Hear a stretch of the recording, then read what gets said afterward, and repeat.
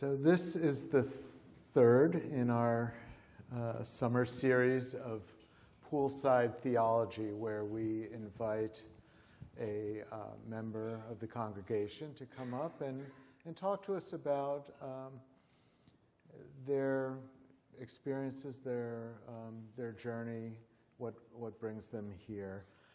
Last time we had a longtime member, Jamie Kegerais. This time we are pleased to have a relatively new member of our church, Callie, Tyner, who with her husband Daniel has been a member for about a year. So a relatively new member, but someone who is very much invested in our community and has some interesting things to observe about it. So we're going to just make ourselves comfortable and go through some of the questions that we have and kind of see where things go. So Hi. Welcome. Great to see you. Thank you for your story and for your reading. And I think those are giving us a little sense of where you're coming from. But could you tell us about your religious journey, kind of your religious background, and what brought you ultimately to Mill Creek? Sure. So I didn't grow up in a religious household. Religion was not something that my family spent much time on, although there were churches that my parents would attend at times. It was mostly an outlet for their musical interests. Both of my parents are musicians, and so performing and being in a choir or things like that, they always did, and my grandparents did too. And there was also a sense in my home growing up that religion sort of could have a dark side too. My mom grew up in a Christian Science household and had a very, very negative experience with that. And so left that religion when she left her family of origin, moved out. And my dad's family he comes from, I always think of the lineage, because when you know the lineage of a family, you can kind of identify it, and he has relatives that immigrated from Scotland and moved to West Florida and were very sort of hardworking farming people. They call the Florida cracker vision. I don't know if you're familiar with that, but I always asked him, were they religious? Did they believe in God? And he explained to me that God and religion was something that people turned to when things didn't make sense, when things were hard, and there was no explanation or there was confusion. And that was, when your practical skills couldn't resolve it for you, you could turn to God and religion to help find solace and make sense of things that don't make sense. And that struck me when he told me that. I've always identified as an atheist, but I see, as I've grown older, the role of a community, of a spiritual community, to help you through times when things don't make sense, when things are hard. And so thinking of myself and how I ended up at Mill Creek as someone who had never, as an adult, attended a church, my husband and I moved here in 2017 to Delaware, but I, before that, had been living in Baltimore, and he had been living in Washington, D.C., and we sort of were 1 foot in Delaware, 1 foot out in that time, because all of our friends were back where we were before, and so we never really got rooted in Delaware. And then the pandemic hit, and we were locked inside and very isolated, because those connections that were further away, we couldn't, that just wasn't possible anymore. And so the pandemic, for us, and I think for a lot of people, it just flipped our world upside down, and I felt like the world became really small for me. And so coming out of the pandemic, I felt like I needed to figure out how to make the world feel bigger again. And part of that was getting more connected with things in Delaware, making friends and joining communities. And it was just one cold, it was a January day, there was snow on the ground, and we came, I just said, let's go to church, and my grandparents had attended a Unitarian church in their later years. I said, let's just try out this UU and see what it's like. And the very first moment that I stepped in the door and was greeted by Stephen Self,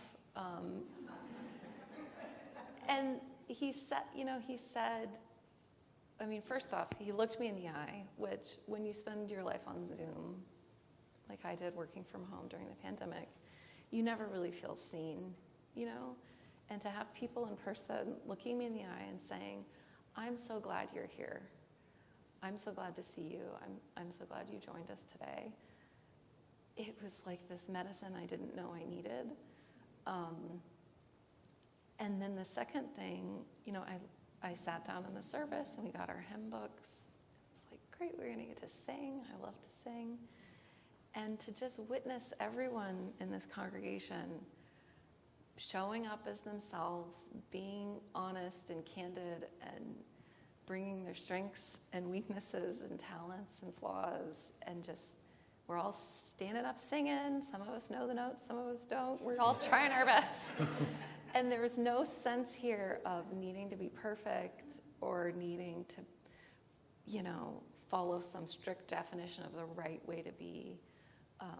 And I've just loved getting to know the people here and seeing everyone's uniqueness and humanity.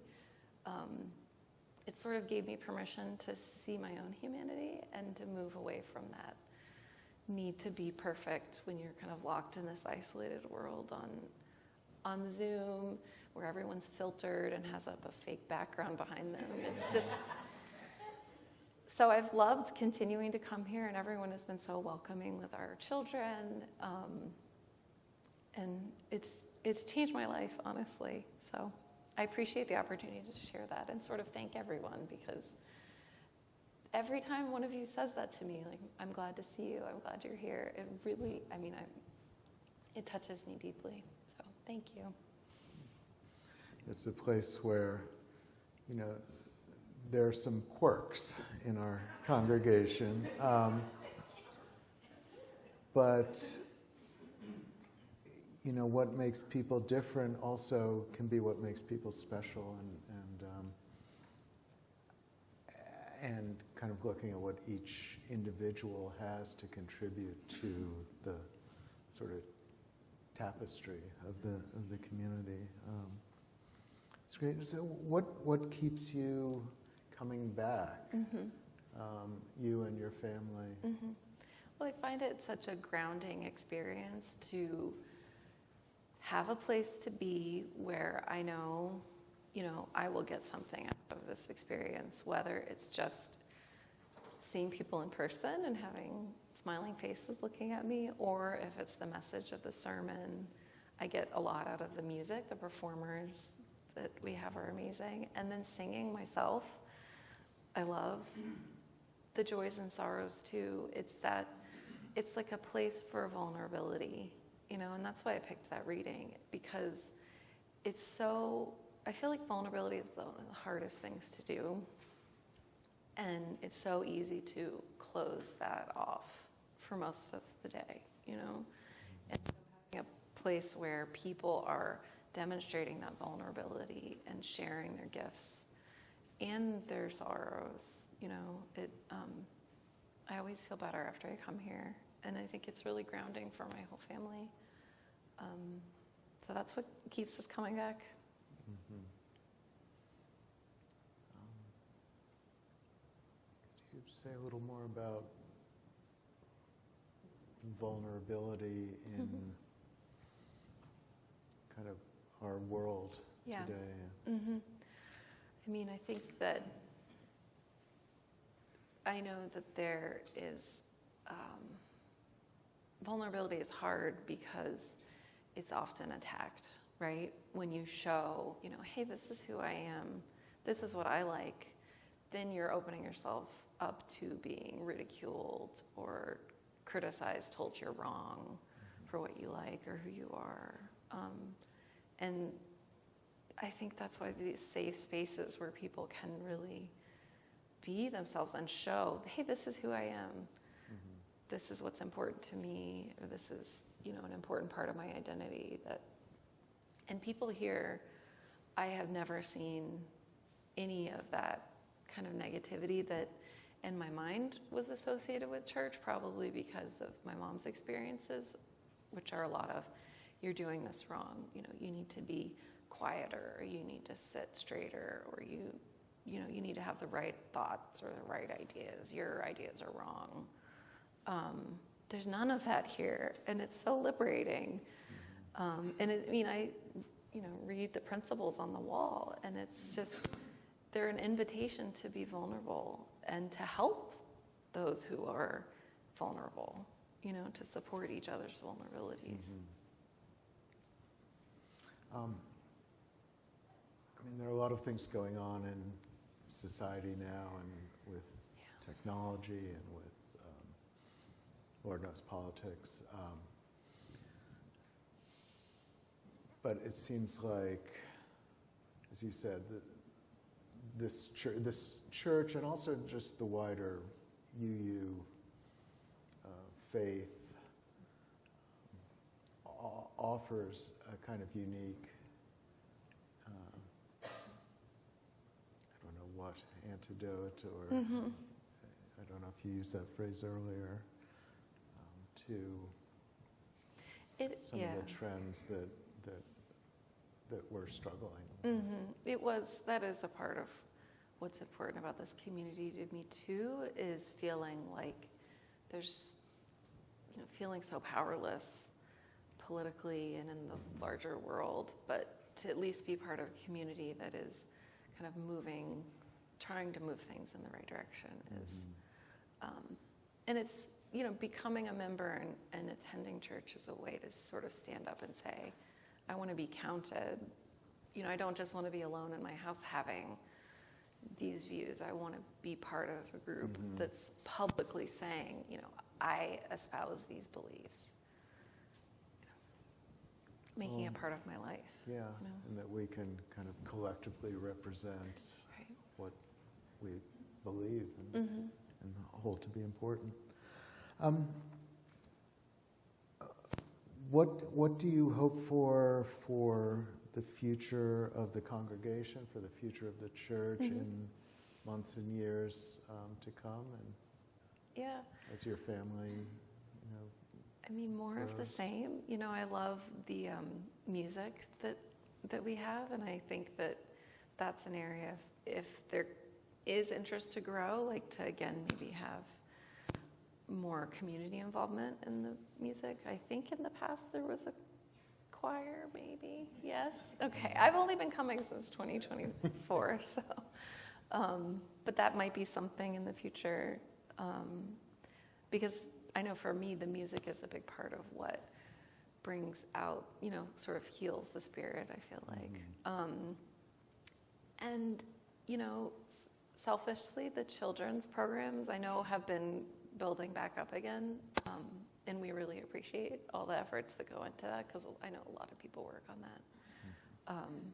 But of course, opportunities for building there too, I think could be neat. Those are my ideas.